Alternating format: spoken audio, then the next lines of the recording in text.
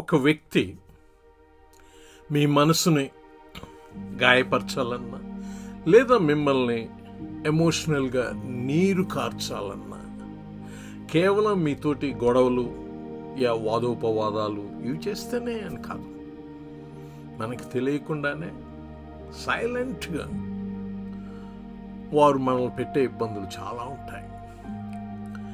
మనతోటి మనస్ఫూర్తిగా మాట్లాడకపోవచ్చు వివరంగా, లేదా ట్రస్ట్ లోపించడం ఈ అనుబంధంలో, లేదా ఎంపతి, అపాలజీ, ఎప్పుడు ఏ విషయానికి కూడా అపాలజీ చెప్పడానికి వాళ్ళు ముందుకు రాకపోవచ్చు.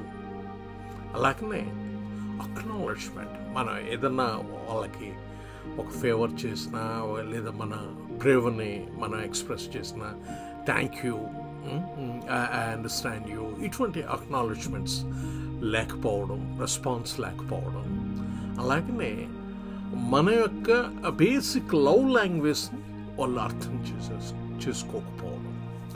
సో ఇటువంటి అన్నీ కూడా మనల్ని బాధిస్తూనే ఉంటాయి.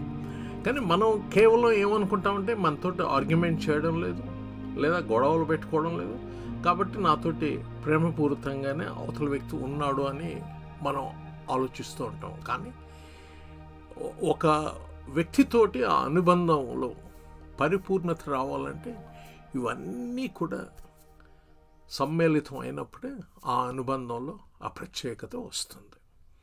Take care.